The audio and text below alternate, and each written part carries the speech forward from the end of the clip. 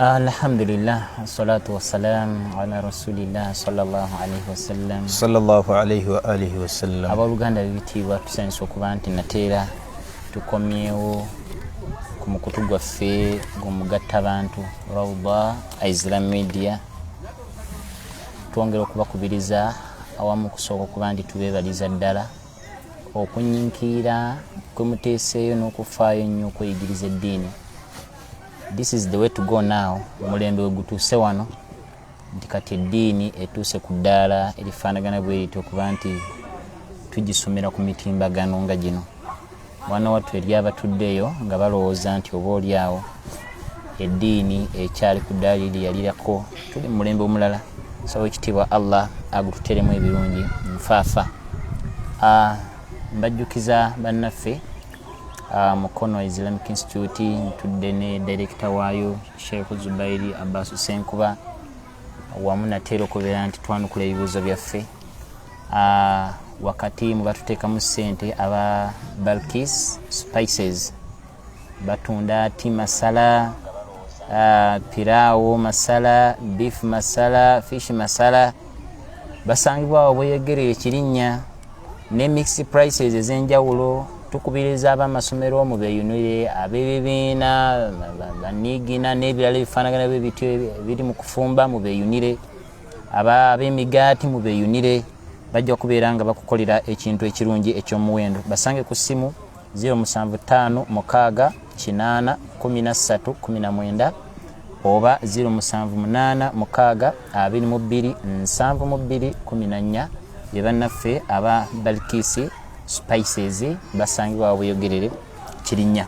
Seeka nkusaba obuuze kubatuuliriza tutandikirawo n'ebibuuzo biidhinillah. Innal hamdalillah nahmaduhu wa nasta'inuhu wa nastaghfiruh. A'udhu billahi min shururi anfusina wa sayyiati a'malina. Innahu man yahdihillahu fahuwal muhtadi wa man yudlil fala hadiya lahu. وصلوات الله وسلامه على سيدنا رسول الله صلى الله عليه وآله وسلم. أما بعد tumwebaza Allah nate atusiza mbiseera bino nga tuli balamu. Tumusaba Allah sokusaasira kwe ku Nabbi Muhammad sallallahu alaihi wasallam. Nyongera okuutira abantu okusiiba sittati. Naam. Mwezi tegunaggwako. Ate mbajjukiza ndi nakusiza abawalimu ng'abantu abamu bakola ki nga balowooza sizaaba amaseeka sizaaba hajati. Ennaku zino nabbi yaga nti man saama ramadana omuntu asiiba ki ramadana thumma atba'ahu sitta min shawwal oluvannyuma n'agoberizaako 6 mu mwezi gwa shawwal kaana kasiyami addahri Allah amuwandiikako kusiiba mwaka muki mulamba. So ayagala okusiiba omwaka funa empeera z'okusiiba omwaka tukusaba wettanire ennaku zino nga tezinnakola ki nga tezinnaggwayo. Bangi baziragajjalira nno ssebo ogenda okugira bwoti nga zimugenzeeko.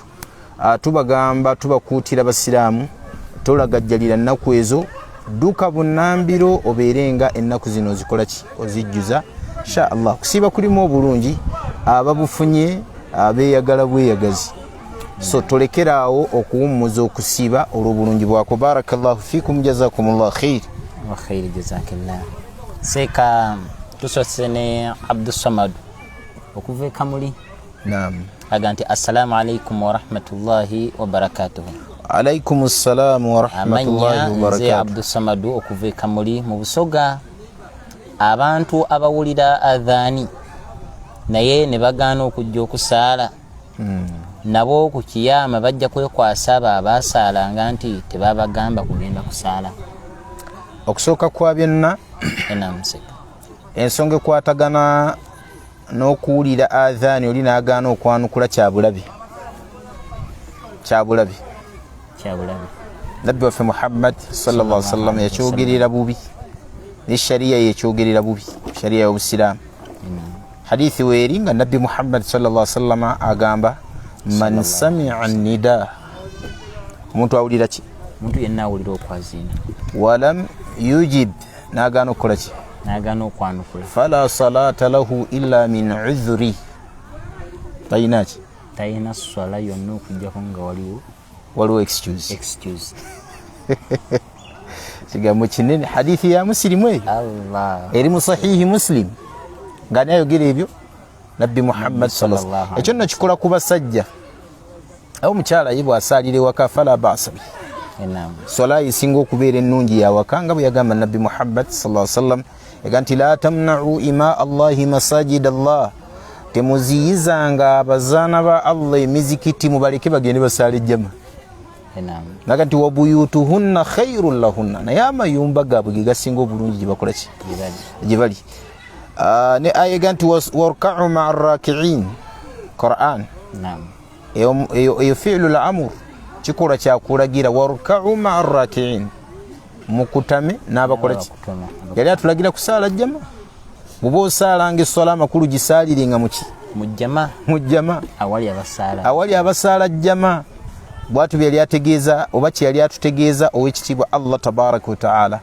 nabbi waffe Muhammad sallallahu alaihi wasallam ono omusajja gwe bayita Abdullahi ibnu ummi al-Maktum yajja gyali namugamba nti ya Rasulallah omubaka wa Allah inni rajulun a'ma nze ni musajja muzibe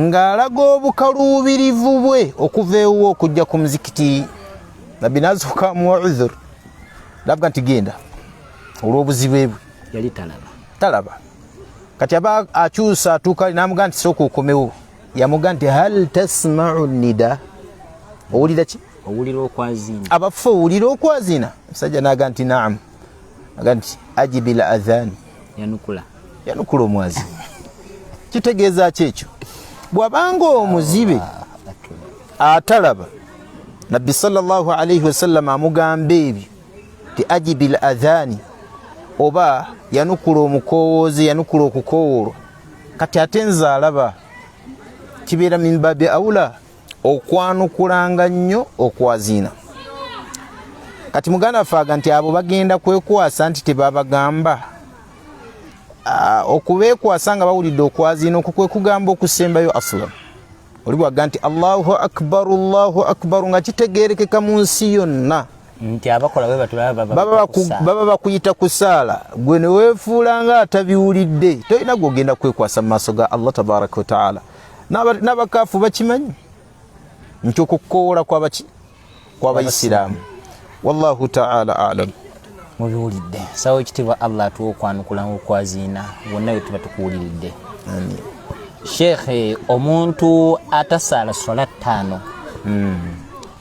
nga tasaala n'ejjuma nayo tagikola ki tagisaala naye ng'asaala mu yidi zokka bw'afa tumusaalira ndowooza oseko ojja kunyigiramu ddala n'abanywi b'omwenge awo bano abeetuze bekiba omuntu atasaala sola 5 tasaala jjuma naye yidi azisaala yeye ajja lwa yidi aba musiraamu kyebatusooka okubuuza bangi mbawalimu nga bamufulumya mu busiraamu bangi mbawalimu nga balaba nti haza rajulu kafir mukaafu newabeerayo n'abawalimu abalala abalaba nti omusajja olw'okuba anyigiriza najja n'asaala Allah yamanyi bimukwatako Allah yamanyi bimukola ki Allah yamanyi bimukwatako naye nga emikisa mingi egimugoba mu dairatu islamiya olw'obujulizi obwajja nga nabbi yali tayogera ku yidi mu hadithi zino zetugenda okulaba yagamba alayhi salatu wassalam nti baina arrajuli wa baina alkufuri washiriki taruku ssala enjawulo eri wakati w'omusajja omusiraamu n'abashiriku ne abakaafu oba ne shiriki n'obukaafu kulekayo ssala za tteeka yali ategeezaamu subuhi dhuhuri asiri magaribi isha kyewunyisa omuntu bw'asaala ezo zonna natajja ku yidi abeera musiraamu nnyo nosaala subuhi nosaala dhuhuri nosaala asiri nosaala magribi nosaala ishai notajja ku yidi ne bw'otajja ku jjuma obusiraamu bukubalako nti oli muki oli musiraamu nnyo naye asaalako ejjuma oba asaalako yidi bandi kugoba mbuki busiramu. sallallahu alaihi wal afiya. Omuntu yegendereze nnyo. Amina. Yegendereze nnyo. Allahu akbar. Faddal. Sheikh, assalamu alaikum wa rahmatullahi wa barakatuh. Wa alaikum assalam wa Rugerago rahmatullahi. Salimu from Juba. Barakallahu fi. Rugerago. Tawni.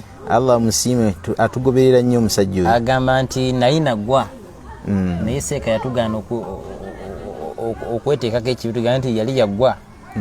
Yali yagwa mu mukwano n'omukyala atali musiraamu.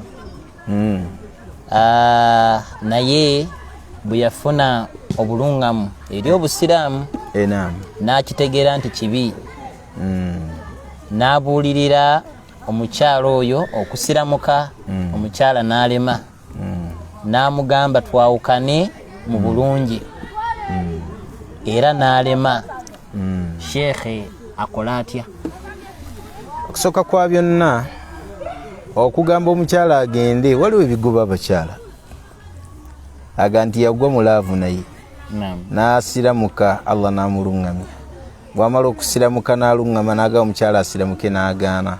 Mukyala n'amwegobako mbu n'agaana. Teekawo embeera emugoba, asula tajja kudda okujjako ng'otukakasa okyakola ki, okyamwagala. naye nga nze ŋŋambye nti omukyala mukooya ate ng'oŋŋamba nti asigalewo akola wuki, asula tewaliiwo mbeera gy'ayinza kukola ki, kuteekawo. Wabula gwe ky'oba okola muddiŋŋane ku ddaawa, muddiŋŋane ku ddaawa. Bannange omusiraamu tasula na mukaafu mu kikunta kitya, mu kikunta kimu. Omusiraamu tasula na musajjala mukaafu mu kikunta kimu. Lava oba wagijjeewa, la yattakhidhi almu'minuuna alkafiriina awliyaa. Omukkiriza takkirizibwa kuddira mukaafu nga ye mukwano gwe, mu mukwano gufaanana bwe gutyo. Waman yafalu dhalik, akola ekyo falaysa min Allahi fi shay, ewa Allah tabeerangako nekyasuubira. Wegobeeko omukaafu oyo paka nga amaze okukkiriza obusiraamu.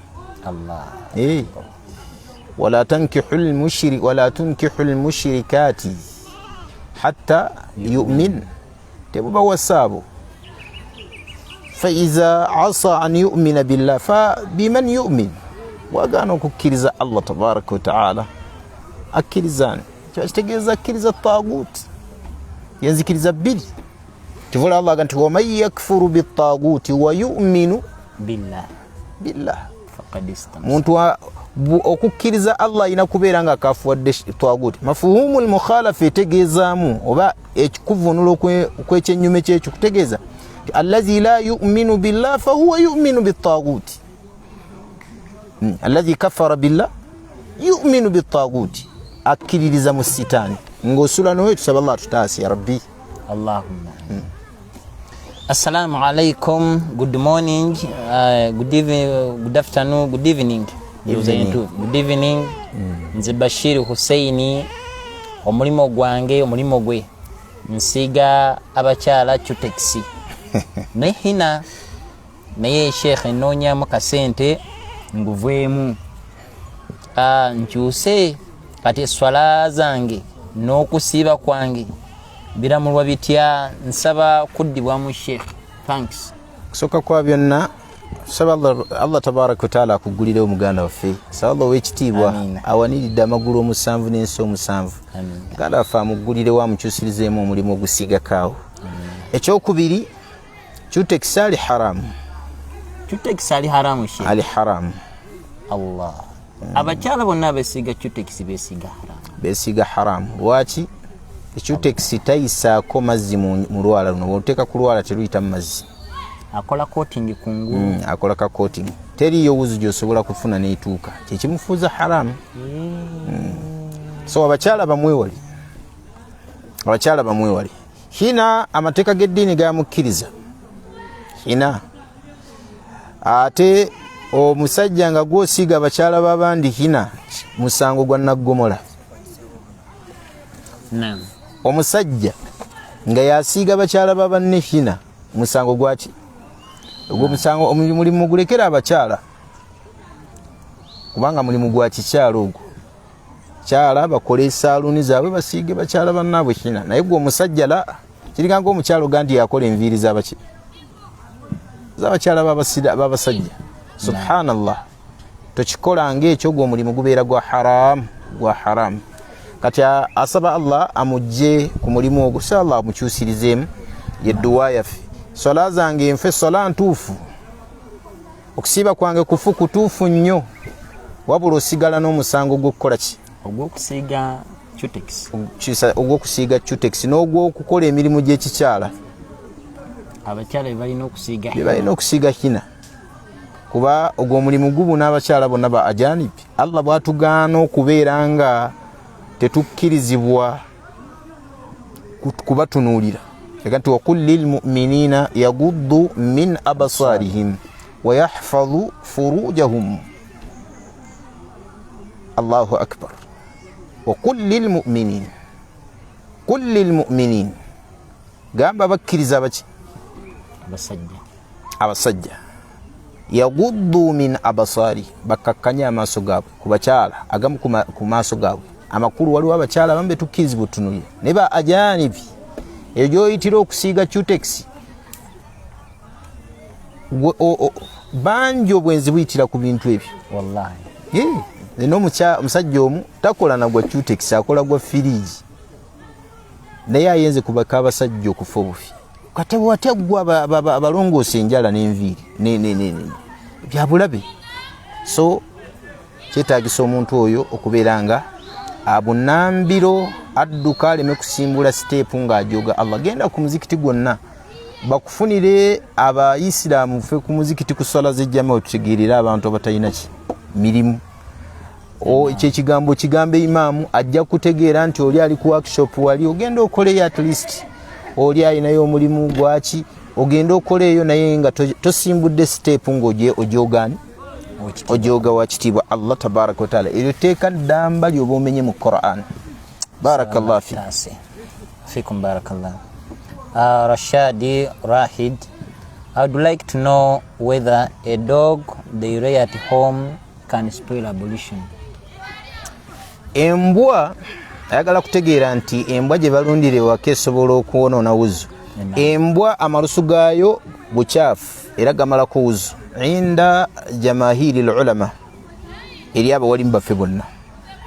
Tuvula Nabbi sallallahu alaihi wasallam yagamba idha walaga alkalbu fi ina'i ahadikum falyaghsiluhu sab'a.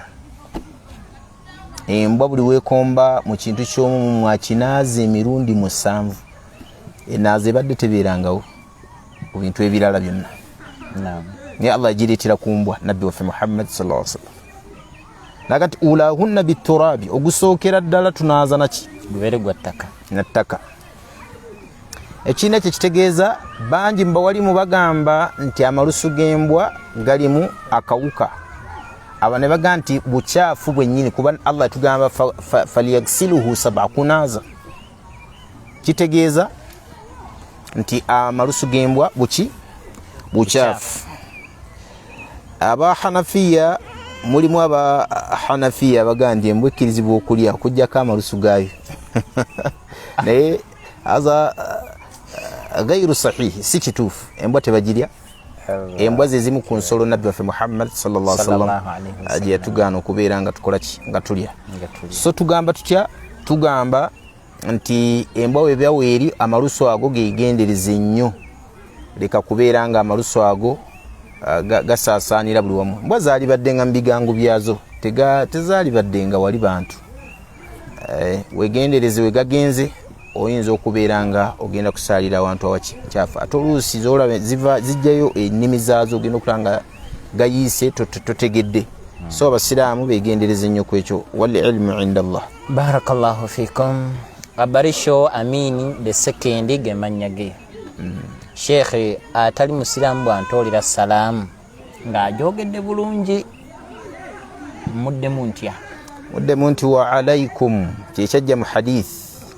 Wa alaikum ne bw'abanga agitodde bulungi. Yagamba wekitiibwa Nabbi waffe Muhammad sallallahu alaihi wasallam, idha sallama alaikum ahlul kitabi faqulu wa alaikum. Atali musiraamu, omukatuliki, omuprotestant, omukristaayo, omuyudaaya bw'akutooleranga salaamu ne bw'aba agimazeeyo bulungi gamba wa alaikum muddemu ekigambo ekyo nti naawe kimala. Barakallahu fi. Ate bwe tuba tugibatoolera ffe tugaa nti assalaamu ala man ittaba alhuda nga bangi obanga omuntu bw'atyo bwafaanana. Oba tubatoolera nabbi yatoolera Herakla salaamu bwe yali awandiika ebbaluwa yagamba ila min Muhammad ibn Abdillah ila Herakla azimi Rum salamun ala man ittaba alhuda salamun ala man ittaba alhuda salamun ala man ittaba alhuda aslim taslam aslim yu'tika Allahu ajraka marratayn.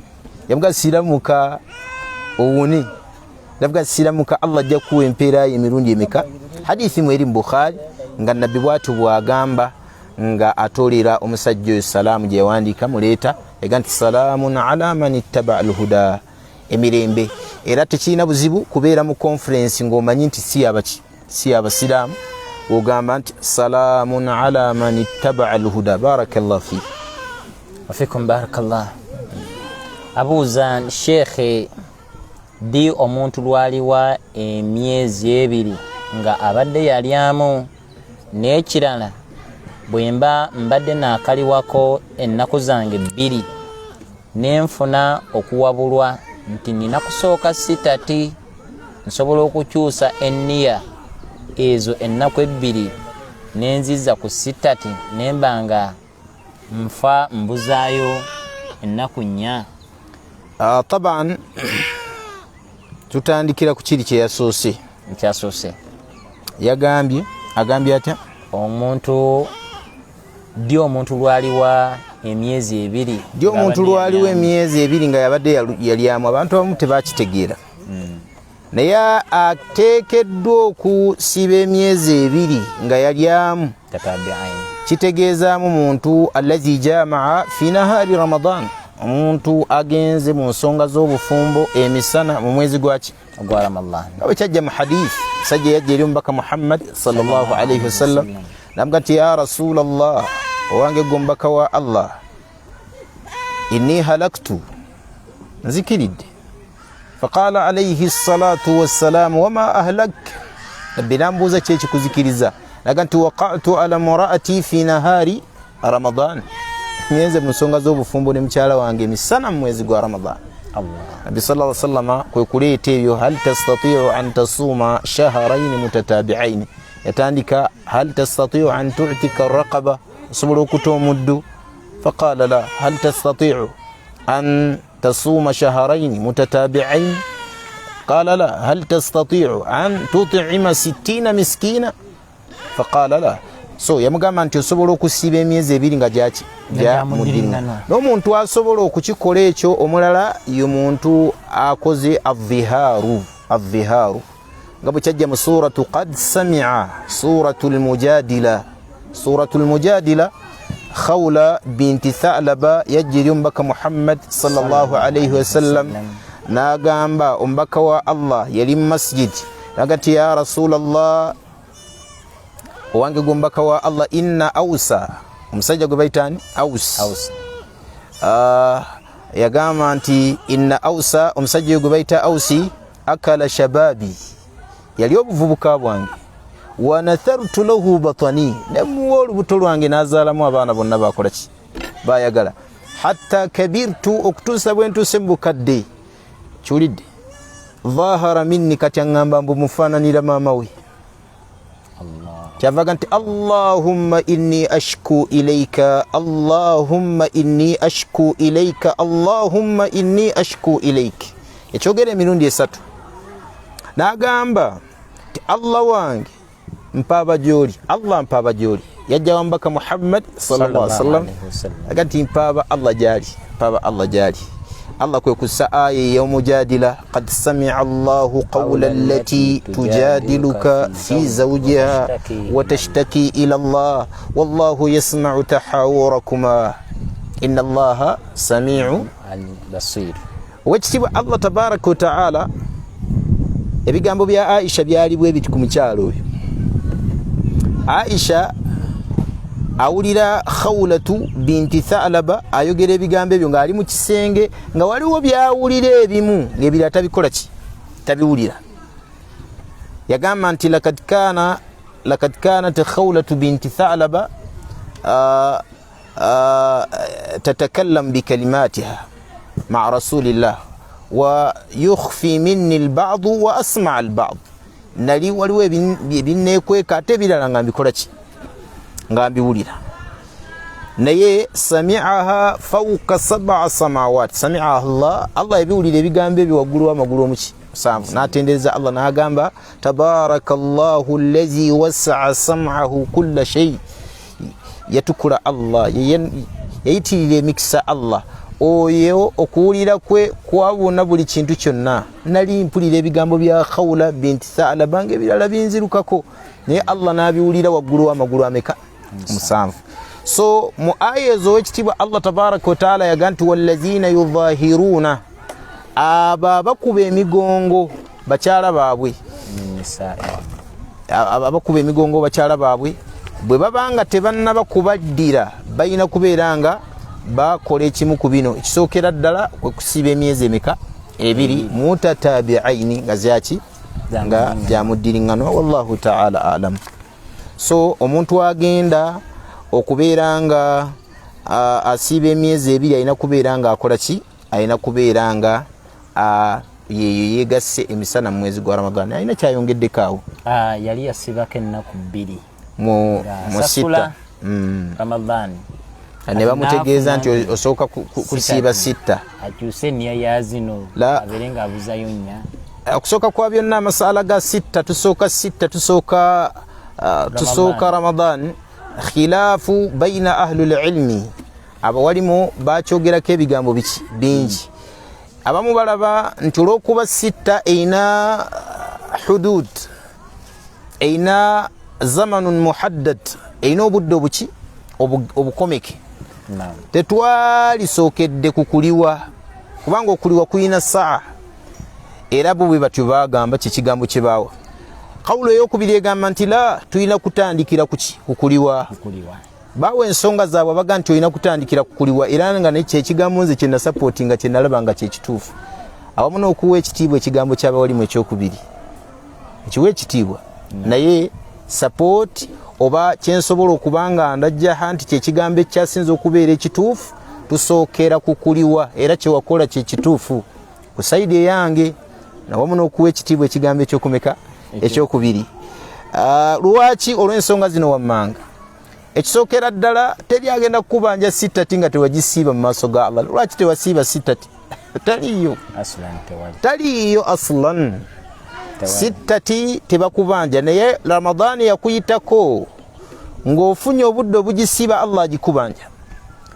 Kyajja mu hadith nga Nabbi Muhammad sallallahu alayhi wa sallam agamba man mata wa alayhi siyam yali ategeeza kusiiba kikweku yenna afanga alina okusiiba okwetteeka ategeezaamu Ramadan. Yaga nti saama anhu waliyuhu Allah kukubanja era kikakata kuba abasigaddewo bakole ki bakusiibire bakusasulire basasule okusiiba kuno. Ate 6 waliwo agenda okugamba ndi gisiibe si yatteeka. So olw'okuba nti Ramadani bakubanja ennaku zaayo ze walyamu zoba otandika Allah bwakujjulula ng'okyalina ebbanja erifaanana bwetyo. Nabbi yagamba alayhi salatu wassalaamu fadayinu llahi ahaqqu an yuqda. Ebbanja lya Allah lye tuba tutandikirako okukola ki okuliwa. 6 bwebanga gyeri ne bw'obanga obanjibwa mwezi mulamba tandikira ku ki.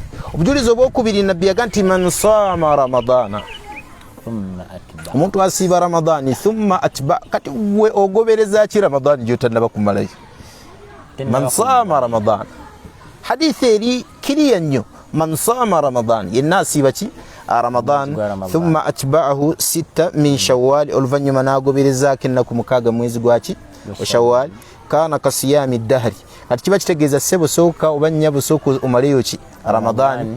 6 bwe bekusanzeeyo fabiha wa ni'ma bwe batekusanzeewo toyina musango. Kad arifa Allahu makanak Allah amanyi ekifo kyo kyobadde n'obwetaavu obusiiba ki 6. Ate bw'obanga ovudde mabega ng'ogisiiba Allah akuwa n'empeera zaayo nga bwe kyajja mu ahadith fi gayri hadith nga Allah atulaga nti omuntu yenna abadde akola emirimu Allah asigala amuwa empeera ye era bwafunamu ebizibu bulwadde n'atasobola kusiiba oba afunyemu ekimutataganya yagamba ekitibwa nabbi waffe Muhammad Allah agamba uktubu li abdi ma kana yafaluhu sahihan muqiman muwandike ku muddu wange byabadde akola nga mulamu ng'ate mutuuze.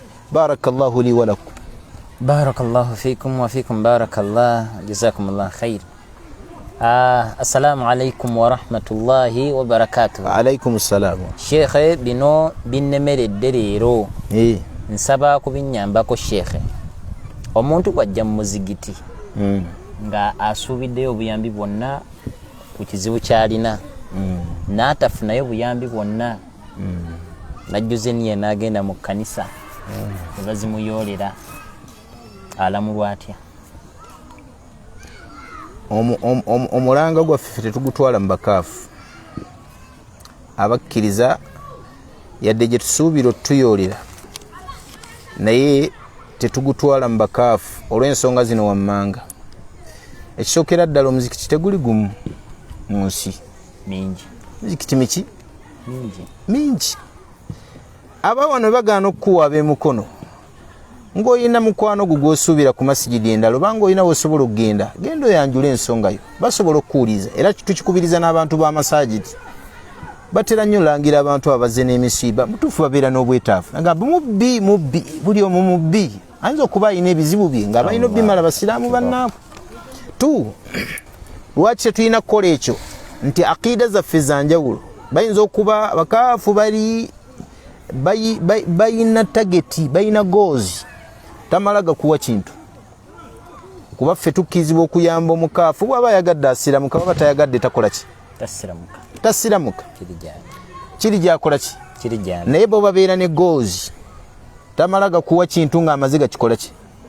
Gakikuwa. Kyova olaba wekitibwa Allah mu Qur'an yaga nti alladhina amanu yuqatiluna fi sabilillah والذين كفروا يقاتلون في سبيل الطاغوت فقاتلوا أولياء الشيطان إن كيد الشيطان كان ضعيفا.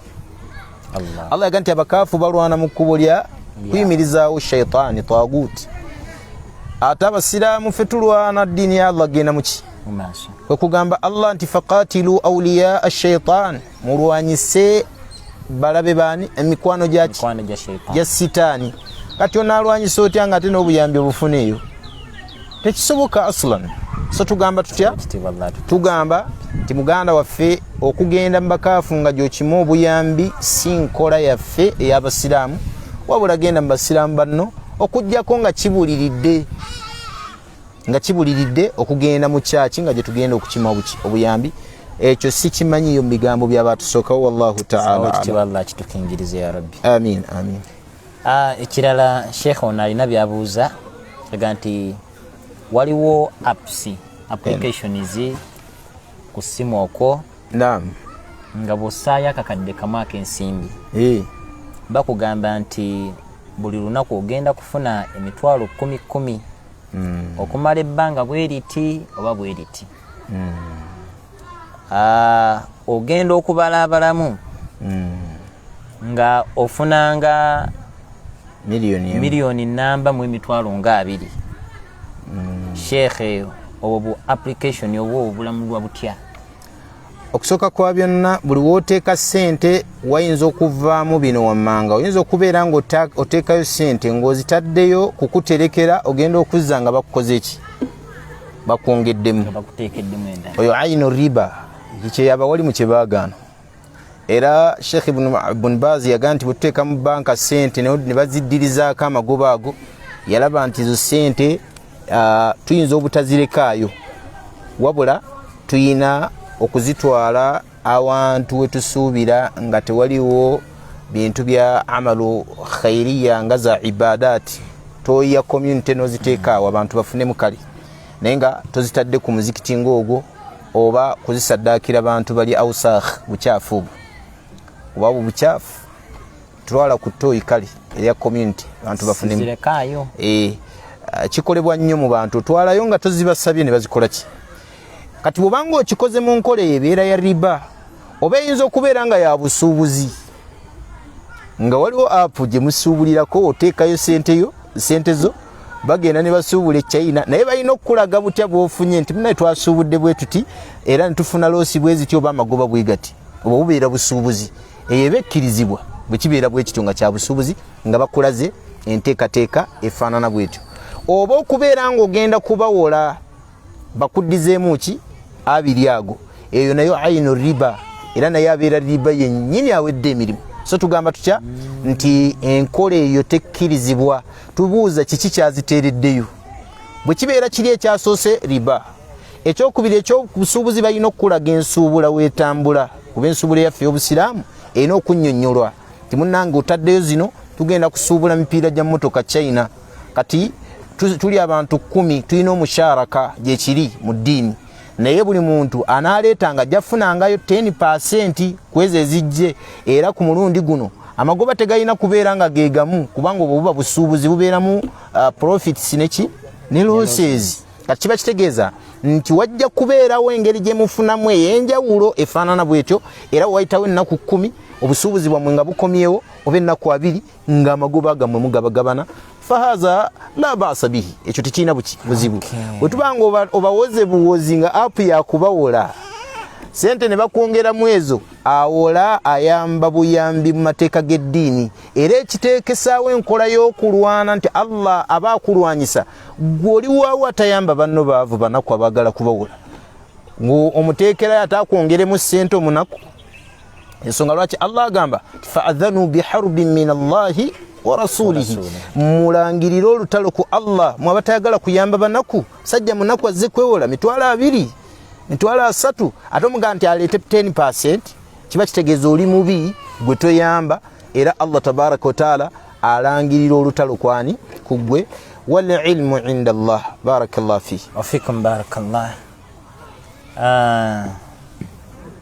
ayitibwa Anisha binti Haruna Allah yahfadhuhu yebaziza nnyo empeereza yaffe empeereza y'abaganda baffe Rawda Islam Media naffe balala bonna bateekamu ensimbi enam agamba nti abuuza nti omukyala bw'agenda mu nsonga n'alwawo ekitali kya bulijjo akole atya okusaala waliwo watuuka ekiseera n'alaba nga atendewaliddwa mu butuufu bafuqaha bahaddada periodi y'abakyala ogenda mu nsonga baga nti aqallu zaman laylan wa nahar oba yawmun wa layl ekiseera ekyasinza okubeera ekitono lunaku nakiro wa aktharuha 15 yawman n'obungi bw'ennaku ezo ziyina kubeera 15 ati omukyala bw'asussaawo olwo aba takyali mu nnomo zisobola okweyongera oba okukendeera ennaku z'abakyala zisobola okweyongera oba okukendeera kati singa asussa mu kiseera ekiri nnomo alindako okusaala kasaala banga omusaayi guli adi nga gwa bulijjo gwa nsonga ze z'ekikyala alindako okusaala paka ennaku weziwera 10 bwe zisukka 15 kiba kitegeeza olwo buba bulwadde agenze mu kye bayita istihada ayina kubeera nga agenda mu maaso n'essola zisaale bulungi ekyo bwe tutyo amateeka g'eddiini bwe gakola ki bwe galamula talekerawo okusaala agende mu maaso n'okukola ki n'okusaala wabula abawali bagamba nti naaba buli kiseera kya swala wekikola ki wekituuka wallahu ta'ala a'lam. Assalamu alaikum wa rahmatullahi wa barakatuh. Wa alaikum assalam wa rahmatullahi wa barakatuh. Sheikh ono Umaru Embirizi. Marhaban bi Sheikh bwembanga nafunisa omuwala olubuto nga tebannaba kutuwoowa ne bamala ne batuwoowa nga tannaba kuzaala. Sheikh omwana oyo aba wa haramu oba olubuto omukyala lwafunye nga tebannabawoowa abaana bonna babeerawo tebabeera baboggo omusajja babeera baana ba mukyala.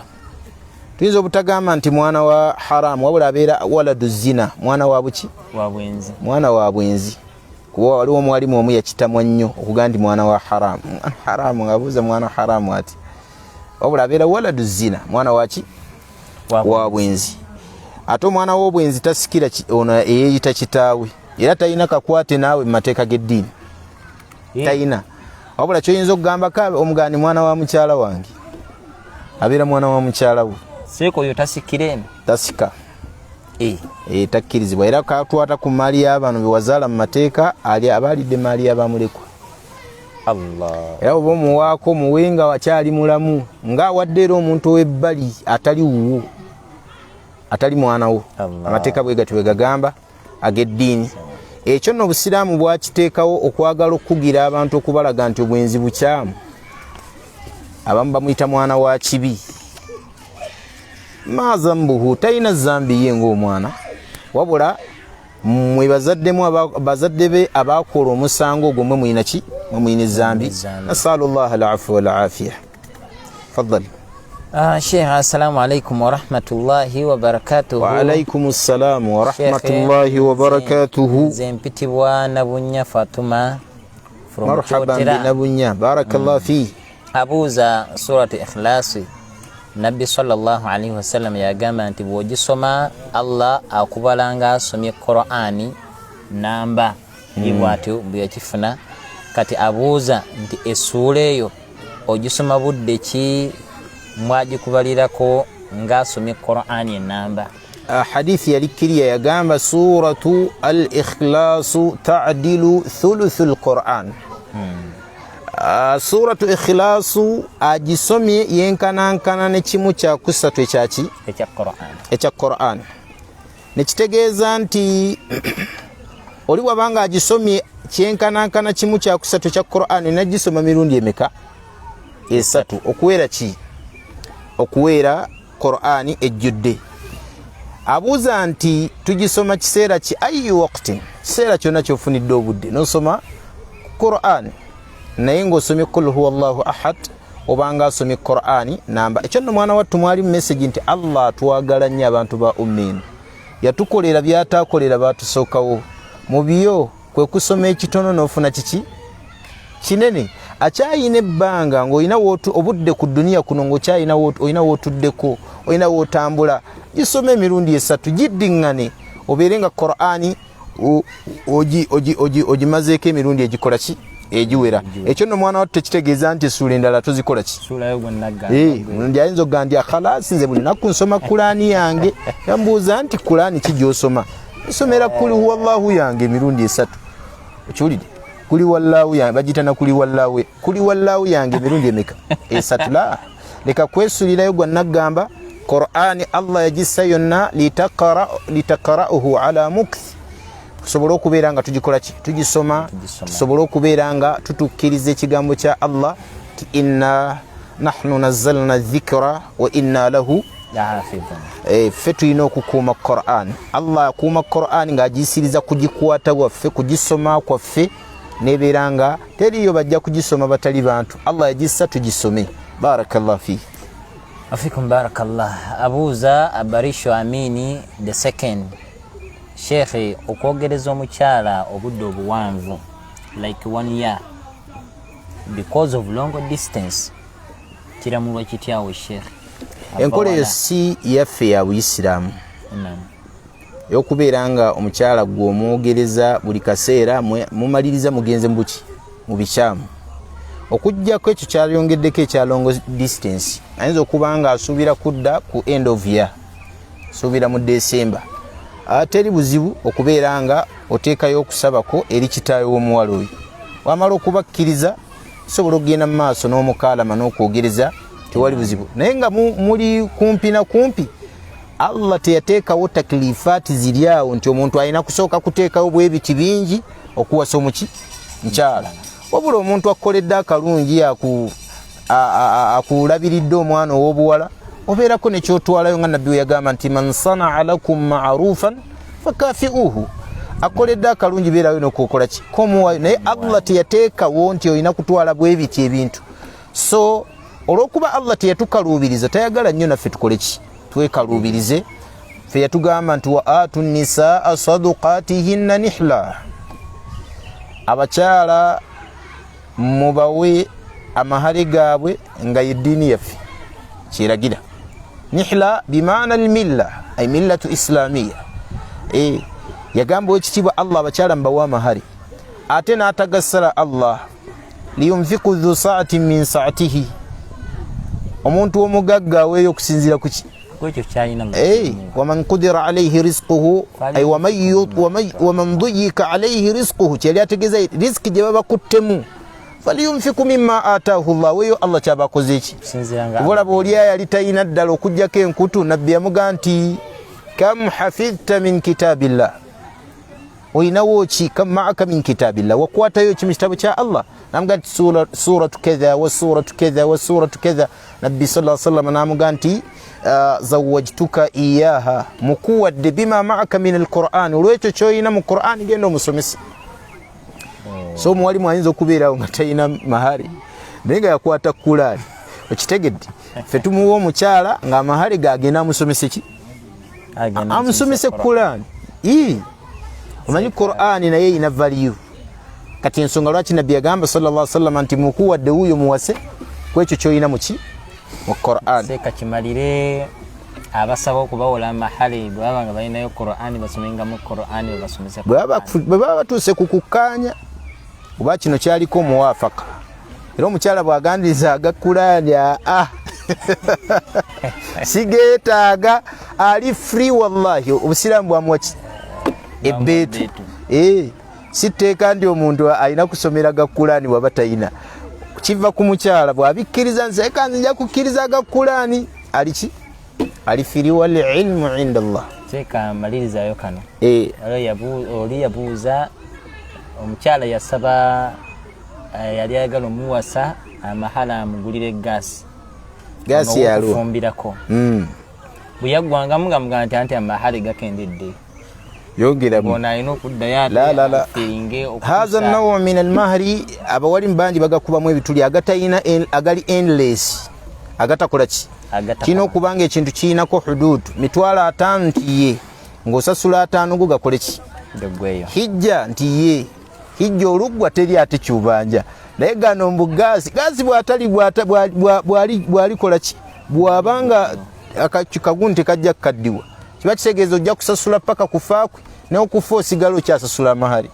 Enkola abawalimu tebagikkiriza bagamba nti enkola si ntuufu si ya busiraamu erina okubeerako ekkomo lya mahari gakoma wano ojja kusasula gaasi oyo paka wennaafa ekyo kikkirizibwa ojja kusasula ennaku 10 kikkirizibwa naye mbu buli waggwamu nnyongeremu kibanga omuntu omuga nti ojja kugulanga amafuta g'emmotoka yange amafuta g'emmotoka oteekemu la Aisha abuuza singa mba nkoze endagaano n'omwami anjogereza oluvannyuma lwa nikah n'atatuukiriza nzikirizibwa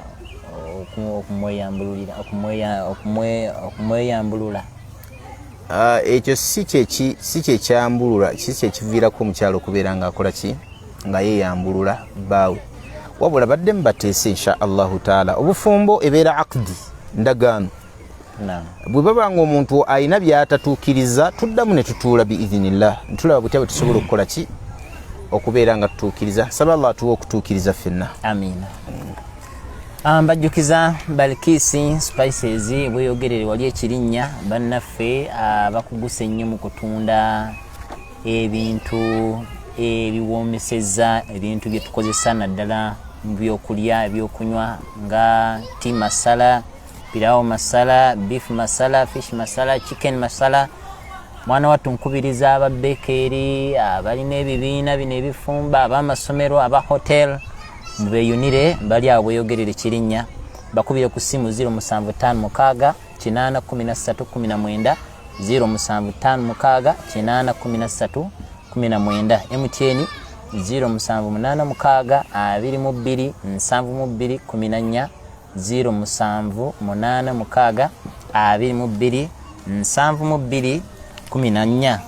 Seeka ekibuuzo ekirala obudde butukutte agamba nti assalamu alaikum wa rahmatullahi wa barakatuhu. Wa alaikum assalam wa rahmatullahi wa barakatuhu. Yahya Byaruhanga, can I send money for someone to make a akika for my child in his absence? asobola okusindika ensimbi in his absentia zibeera nga zikola ki nga basalira omwana we akiika. Naam, la basa bihi, tugamba ekyo tekiina buzibu.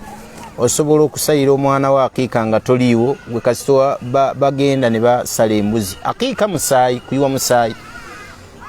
Allah tayagala musaayi guno, la tayagala nnyama wala dimauha walakin yanaluhu taqwa minkum. Allah atwagala mukutyani kutya ye Allah.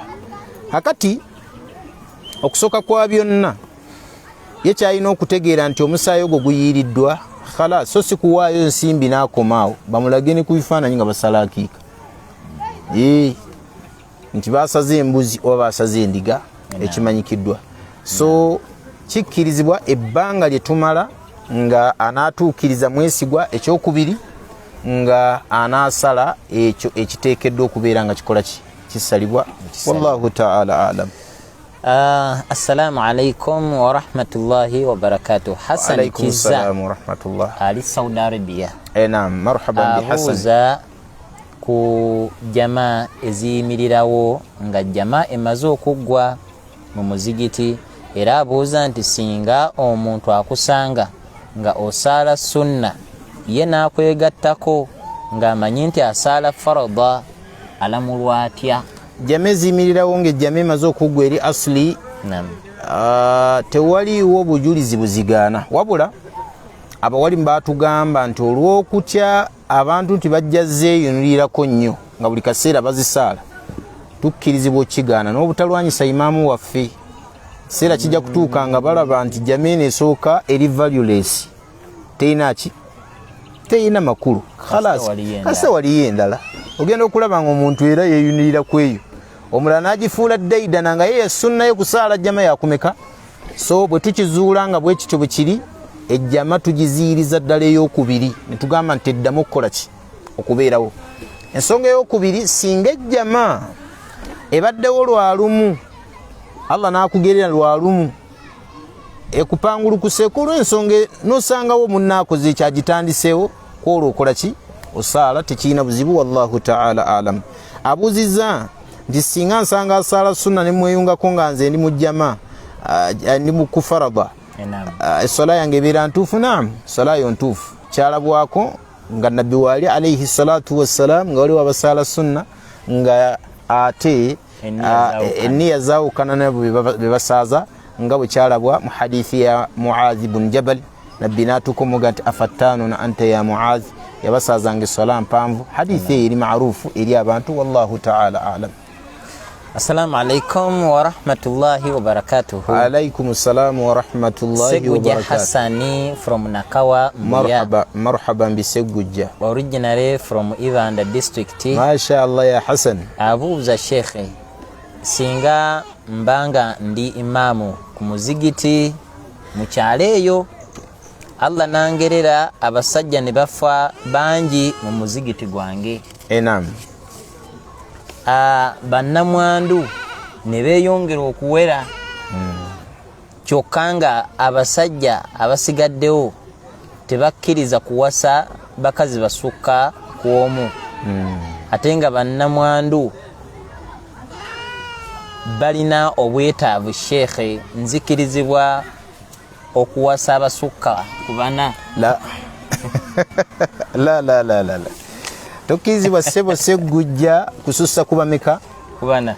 Allah yatukkiriza okuwasa paka ku bakyala bameka? Ku bana. Bana. Yatukkiriza kusussaawo. Tetusussaawo. Fankihu ma taaba lakum min an-nisa mathna wa thulatha wa ruba'. Allah we yatukomyawo. Wa in khiftum alla ta'dilu fawahida. Muwase babiri oba basatu oba bana. Bwemutyo obutenkanyankanya muddeeyo kwatya.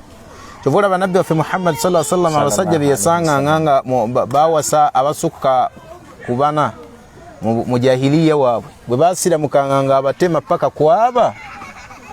Ekyo tukirabirako nnyo, yabatemanga paka kwaba ku bana. Kitegeeza ki? Nti tosussa bameka? Tosussa bana. Ayinza okulowooza nti bali tebaagala kwongerako abasigaddewo, batandika olulamuza kubeewa bbali. Obusiraamu tabukuumira ku muzikiti gwe wokka, waliyo n'emizikiti emiki waliyo n'ebitundu ebirala kyobola Allah tabaraka wa taala yaga nti inna alladhina tawaffahum almalaika ظالمي أنفسهم قالوا فيما كنتم قالوا كنا مستضعفين في الأرض قالوا ألم تكن أرض الله واسعة فتهاجروا فيها الدين تجدكرا nga awantu nti erina kubaawo wennyini wokka wooli omuntu bw'afiira mu kanyiga akafaanana bwetyo yaba yenyigiriza era malayika zimubuuza ti alam takun ardu llahi wasi'a ensi ya Allah tebadde nga zifa tuhajiru fiha ogendeeyo ojja kusanga abasajja gye bali era nabo beetaavu leka kulowooza ndi ojja kubanga namunso buli wamu abali mu kiso bonna bonna olina kukola ki kutaayiza butaayiza wa barakallahu fikum jazakumullahu khair fikum barakallahu jazakallahu khair waswa Abdallah from Somalia abuuza Abdallah barakallahu fi Sheikh fikum barakallah Sheikh taata waffe bw'abanga yafa ne tulonda omusika naye maama ng'akyaliwo Allah n'amugerera maama n'alwala ne tumujja ewaka ne tumutwala okumujjanjaba omusika ono akkirizibwa okuwasiza mu nnyumba eyo omukyala ate nga ne maama akyaliwo. Ekigambo ky'omusika wano mu Buganda tulina engeri gye tugitwalamu ekyawukana neki ne sharia. Sebo omuntu wofuuka omusika bakulonda banno mbuse bubeera nga kitaawe bwe balowooza era bakuyitira ddala taata enkola esi ntuufu abeera muganda wammwe kibula abaganda baga kitalo ekikuyisa muganda wo taata ng'ate okimanyi muganda wo ddala so kyabulabe nnyo okuddira omuntu afaanana bw'ati ale mumuyitaani taata muyita kitammwe yaba yabazaala oba muganda wa kitammwe kati mu mbeera efaanana bw'etyo bayine ebingi nnyo ebigoberera enkola eyo amma obusiraamu bulaba nti bonna abantu abaana omwana omuzadde baalese babeera baki babeera basika babuwalo oba babulenzi basigala baki basika nga tuzeeyo ku kibuuzo omuntu oyo akkirizibwa okuwasiriza mu nnyumba ya kitaawe nga maama we akyaliwo la baasa bihi tewaliwo kimugaana wuwasirizaamu yenna mu baana ba kitabe nga talina waasula bamuweeko ekisenge akole ki awasirizaawo. Abaganda balina n'emizizo misoso emirala oli takkirizibwa kusula na kitaawe ne maama we mu kasolya kamu ng'ate alinamu omukyala balina omusoso ogwo naye bwe obusiraamu tebulabawo baasi nyumba webeera nga muzeeyi yazimba nnene erina ne kalina waggulu abaana baweeko fulo wansi abalala wakati abalala waggulu extended families ojja kusanga nga abantu babikozesa babikozesa mu mawanga ag'enjawulo tewali buzibu ne sharia bwetyo bwegamba tewali buzibu amma gwe ataddewo emisoso ekyo kikyo era gwokimanyi naye wekitiibwa Allah tabaraka wa taala teyateekawo sharutu ezo ebolaba lumu nabbi yaga nti ma baalu nnansi yashtarituuna sharta abantu babadde kyabateekawo obukwakkulizo Allah bw'ataateekawo yadde omubaka wa Allah tusaba Allah tutaasi ya rabbi barakallahu fi. Tusigaza ebibuuzo ndooza biringa bisatu tufundikire olw'obudde. Sheikh olw'omukaaga bwe luba lusisinkanye n'ennaku enjeru oba ne Arafa tulusiiba oba tetulusiiba? Olw'omukaaga lusisinkana Arafa tetulusiiba n'ennaku enjeru tetulusiiba. Ebigambo ebyo birimu khilaafu z'abawalimu. Nze mpanye ekitiibwa ebigambo by'abawalimu wabula tekiŋŋaana kwogera nze kyemmanyi nga kyekituufu. Ekituufu hadithi gye beekwasa abawalimu nti si ntuufu ega nti la tasuumu yawmu sabti illa fima fturida alaikum gye bagamba nti si ntuufu abakyogera ekyo bakyogera nga tebasinzidde ku kumanya wabula tubawa ekitiibwa kubanga waliwo n'abanene abakyogera nga bo balaba waliwo koonagana naye bw'oba otunuulidde fe okutulaga koonagana kwa hadithi olina okujja ala ilmi n'okinnyonnyola ya hadithi eno naffe olwakino kuba naffe tumanyi ketuyizeeko akatonotono tusobola okulaga nti obunafu bwa hadithi buva wano na wano kyekyo Mwalimu Albani kye yabuuza naga nti obunafu buli luddawa bwe mugamba tadaarubu nti yakoonagana ne ahadisi zinne waazo mutulaga okukoonagana ziri zaali zoogera ku birala neeno yali special ng'eyogera ku ki ng'eyogera ku nsonga ndala ya lunaku lwa sabti, n'endala ezoogera ku juma zaali ziri amu, eno yali khas ng'eyogera ku ki? Ku sabti. So kireese nnyo enkaayana wakati w'abantu, naye omuntu okwewala okuyingira kuziyiza kwa nabbi nga yaziiza, nze nensigala mu nahi ng'ate teri gwe bagenda kukuba kibooko nga talusiibi akirese akola ki? Asinga. Kivula nabbi yaga nti ittakul maharim, mutye nnyo weekingirizenga nnyo. Nabbi kyaga nti ekyo tokikolanga, yaga nti kyekingirize nnyo, weekingirize nnyo. Nabbi kyagambye nti tukikola ki? Yaga nti bw'onaakikola takuna abada nnaasi, ibaada zo zijja kubeera tiiki, zijja kubeera nnungi. Kati nabbi yatuga temusiibanga olw'omukaaga okuggyako ku nnaku eza Ramadaani. Oli wa Ramadaani weeyamye kusiiba oba lwa mutango, olusiiba ekyo kimanyikiddwa kiri kiriya mu mateeka gaki? Mu mateeka g'eddiini. Wal ilmu inda Allah. So tukugamba nti ennaku ezo tozisiiba kasita zijja olw'omukaaga. Bwe ziba zizze nga Allah empeerayo obadde ojja ozisiiba ne Allah n'akigera ne kibeera nga bwe kityo bwe kiri, tukugamba nti empeerayo tosobola gifiirwa. Wallahu ta'ala a'lam. Naam. Fatima from Kakiri. Barakallahu fi ya Fatima. Abuuza Sheikh, olw'omukaaga era akyali awo, olw'omukaaga lusiibibwa nga luzze mu nnaku enjeru, ndowooza ekikyanukuddwa. Tumaze okyanukula. Barakallahu fi ya Fatima. Ekirala Sheikh, singa mba sisobodde kusiiba nnaku zonna 3 nensiibako 2, Allah ampa empeera zange, akyali ku nnaku enjeru. Ennaku enjeru singa tosobodde kusiiba 3 n'osiiba 2, Allah akuwa empeera. Allah akuwa empeera z'okusiiba, kuba kyajja mu hadithi nga Nabbi Muhammad sallallahu alaihi wasallam agamba nti man saama yawman fi sabilillah, omuntu yenna asiiba olunaku ku kkubo lyani ya Allah bakulwa Allah, ba'ada Allahu an wajhihi, ba'ada Allahu an-nara an wajhihi, Allah yesambye omuliro omu ekyenyi kye 70 khalifa, emyaka meka? 7. Kitegeeza ki? Nti okusiiba obusiibi kyo kirimu obulungi, wabula oyinza obutafuna mpeera za nnaku njeru zikoze eki? Zijjudde. Wallahu ta'ala a'lam. Waliwo ebibuuzo bibiri bizze wano. Aga nti is it a must that during tashahud, yategeeza we should raise the tahiyatul finger okujinyeenya. Abakuba abuuza kyateeka okunyeenya olugalo kasa tuyingira awo mu tashahud. Kiri mu sunna, oli bw'aba tanyenyeza lugalo olwo yadde okulusonga, essala ebeera ntuufu, tekitta ssala, wabula kiri mu sunna z'omubaka Muhammadin sallallahu alaihi wasallam. Oba okirese oba oyawukanye ku nabbi, oba oyawukanye kwani? Ku nabbi Muhammad sallallahu alaihi wasallam. Ekyokubiri ekisinga okubeera ekirungi era nga kyekiriko obujulizi obungi kulukola ki? Kulusonga. Ekiddirira okubeera ekirungi kulukola ki? Kulunyeenya. Wallahu ta'ala a'lam. Omukyala asaala atya jamaa ewaka era asaaza ayimirira wa mu bakyala banne mu jamaa? Babanga bawera, aqulu billahi tawfiq, babanga bawera abakyala basobola okukola jamaa yaabwe waka, kyekisinga era obulungi. Wabula babakola jamaa yaabwe bo tebabeeramu nti wabeerawo imaamu ali mu maaso wali, imaamu waabwe babeera naye muki?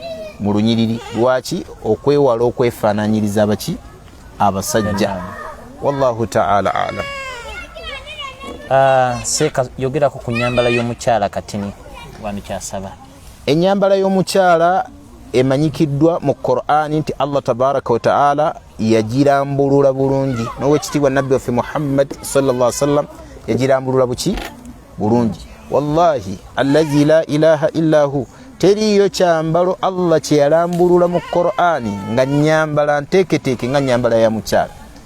Allah ganti ya ayyuha nabiyyu, owange gwani nabbi, qul azwajika, gamba bakyala bo, wa banatika, n'abaana bo bawala bo, wa nisa'il mu'minin, n'abawala n'abakyala bonna abawangalire wabakkiriza babawala baabwe bakyala baabwe, yabayita nisa, teyaga nti wa banati oba wa azwajil mu'minin yagati wa nisa'il mu'minin n'abakyala bonna abawangalire wabakkiriza yudinina alayhin min jalabibihin basembeze bikaya byabo ku mbiri gyabo dhalika adana ayyurafna ekyo kisinga obulungi gye bali bategeerekeke fala yu'zaina tebajja kunyizibwa nga bambadde ennyambala y'obusiraamu entuufu.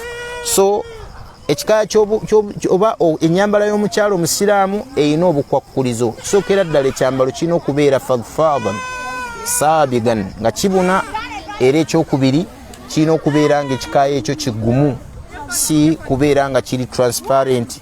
Ekikaya ekyo kirina okubeera nga si fashion, waliwo abamu abikola ng'akoze fashion ye aba afuuse ziina, ate Allah gye baga nti wala yubdina zinatahunna illa libuulatihinna. Ebyo kifuuka ziina nga kifuuse kyakwewunda, ekyo kyambalire mu kisenge.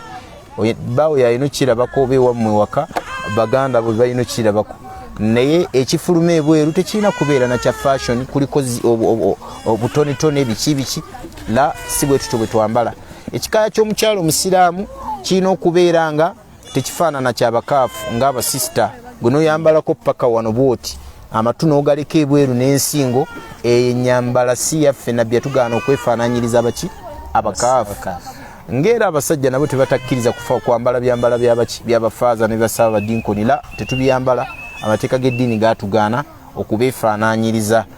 Yaga nti man tashabbaha biqawmi fahuwa minhum, yenna yeefaananyiriza ekibinja abeera wa mucyo. Wallahu ta'ala a'lam. Tetulina kulekayo bigere, tetulina kuleka bigere bweru, era tetulina kuleka mikono bweru. Tulina okubeera nga oli aba asobodde okubeera nga ataddewo ne nikaabu, kyekisinga okubeera akmalu wa ajmal, kisinga okubeera ekijjula, era nga kisinga okubeera nga kyekirungi. Wabula oli bw'alekayo ebibatu ne feesi, tetumugamba nti ayambadde bubi. Lwaki? Ibn Abbas wali avunula ekigambo ekiga nti illa ma dhahara minhu, kujjako ebyo ebyeyolese. Yaga nti alwajhu walkaffain, ekyenyi ne feesi oli asobola obbireka ebweru. Wabula oli bw'abibikka, kyekisinga okubeera akmalu wa ajmal. Barakallahu fikum wa jazakumullahu khair. Akasemberayo ddala wa fikum barakallahu wa khair jazakallah. Abuuza nti bw'oba osanze bamaze okusaalakira akeemu, kyabuuziza ekibuuzo kye, atandikirewa esswala eyo? Agitandikirewa, atandikira ku al-Fatiha kuba kati awo ebeera essential. Oluga nti Allahu akbar ku raka eyo gy'osanze, otandikira ku al-Fatiha bismillahi rahmani rahim alhamdulillahi rabbil alamin, nga tutya nti oliye already kiri ekiyungo yakivuddeko ekirika al-Fatiha. Tojja kugenda okumusanga bambi nga oluusi al-Fatiha togimazeeyo. Bwe tuba mu swala ez'ekyama, bwe kiba nga swala za lwatu, oluga nti Allahu akbar sirika kikumalira. Eyo ye qawlu gyendaba yesinga okubeera ennungi. Wal ilmu inda Allah. Barakallahu fikum wa jazakumullahu khairan jazaa fi dunya. Allahumma jaza'na khair. Sa'ilina Allah ay jaziyakum khairan jazaa fi dunya wal akhirah. Barakallahu. Bajjukiza bannaffe aba Balkisi Spices buyogerere kirinnya wali abatunda amasala aga buli kimu, ti masala, pilau masala, beef masala, ebyennyanja nabo balina amasala gaabyo, enkoko, ne mixed spices ez'enjawulo mu cakes n'emigaati. Bakubire ku ssimu 0756 oba 0786227214. Mkungu wa Balkisi Spices gy'omukyazeeko mu Kirangira bazeetaaga ssebo, ate ebiirayo balangira. Seba Abdul Nasiri tukusaba insha Allahu taala seeka wa balangira, seeka Faruku ono saabalangira naye omukyaze akukyazeeko eyo, oba oli ayinza oteekayo n'edduuka n'obeera nga spices zaffe zikola ki, zigulibwa nnyo. Nange nkutira abantu bagule spices ezo, kubanga muganda waffe bw'abanga afaayo kututeekamu ssente, nabbi yagamba sallallahu alaihi wasallam man sanaa lakum ma'rufa, abakolera akalungi fakafiuhu, nammwe mwanukule n'okugula spices ze, atasobola okubeera nga ayongera okututeekamu ensimbi, tusongera okukulaakulana. Barakallahu fikum jazakumullahu khair. Fikum barakallahu jazakumullahu khair. Assalamu alaikum wa rahmatullahi wa barakatuh.